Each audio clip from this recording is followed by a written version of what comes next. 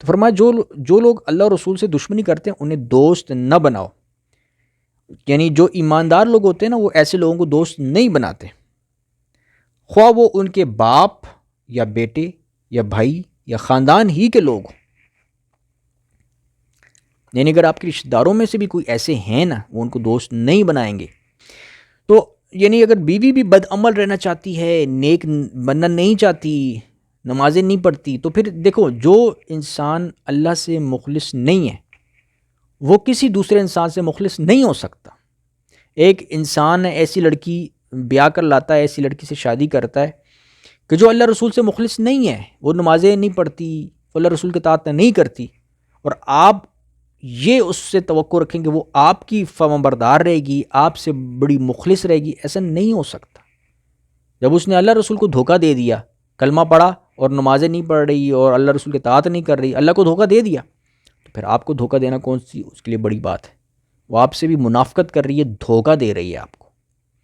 تو یہ ہے کہ جو اللہ سے مخلص نہیں وہ کسی سے مخلص نہیں۔ یہ بہت آسان معیار ہے کسی بھی شخص کی حقیقت کو پہچاننے کا، کہ جو شخص بے نمازی ہے آپ اس پر اعتبار نہیں کر سکتے،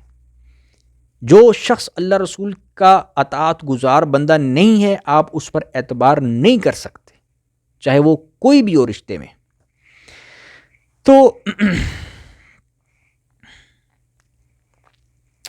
یہ وہ لوگ ہیں جن کے دلوں میں اللہ نے ایمان، یعنی یہ جو فرمایا کہ جو مومنین ہیں وہ ایسے لوگوں سے دوستی نہیں کرتے جو اللہ رسول کے دشمن ہیں، چاہے وہ ان کے باپ ہوں، رشتہ دار ہوں، بیٹے ہوں، بھائی ہوں، کوئی بھی ہوں، ان سے دوستی نہیں کریں گے۔ یعنی دنیاوی اعتبار سے تو تعلقات رکھیں گے، لین دین کا معاملہ ہے، پیسوں کا معاملہ ہے، وغیرہ وغیرہ، کوئی بھی ایسا دنیاوی معاملات ہیں نا وہ تو تعلق رکھیں گے، لیکن دوستی ہوتی ہے کہ فرینڈ شپ، کلوز فرینڈ شپ، اس پر اعتبار نہیں کریں گے، اس پر اعتماد نہیں کریں گے۔ تو یہ وہ لوگ ہیں کہ جن کے دلوں میں اللہ نے ایمان تحریر کر دیا ہے اور فیض غیبی سے ان کی مدد فرمائی، اور وہ ان کو بہشتوں میں، جنتوں میں جن کے نیچے نہریں بہہ رہی ہیں داخل فرمائے گا، اور وہ اس میں ہمیشہ رہیں گے۔ اللہ ان سے خوش ہوا اور وہ اللہ سے خوش ہیں۔ یہی گروہ اللہ کا لشکر ہے، اور سن رکھو کہ اللہ ہی کا لشکر مراد حاصل کرنے والا ہے، فلاح پانے والا ہے۔ فلاح پانے والا ہے یعنی فلاح پانے سے کیا مراد ہے؟ کہ مرنے کے بعد اسے جنت میں داخل کیا جائے گا۔ تو یہ وہ تمام آیات ہیں جو اس سلسلے میں ہیں کہ جو بری صحبت ہوتی ہے، برے لوگ ہوتے ہیں،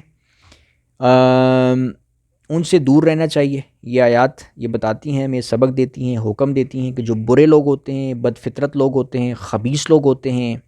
بد عمل لوگ ہوتے ہیں، کافر ٹائپ کے لوگ ہوتے ہیں، کافروں سے مشابہ لوگ ہوتے ہیں، جو بے نمازی لوگ ہوتے ہیں، بد اخلاق لوگ ہوتے ہیں، گالی گلوچ والے ہوتے ہیں، غیبتیں کرنا، بہتان تراشی کرنا، الزام تراشی کرنا،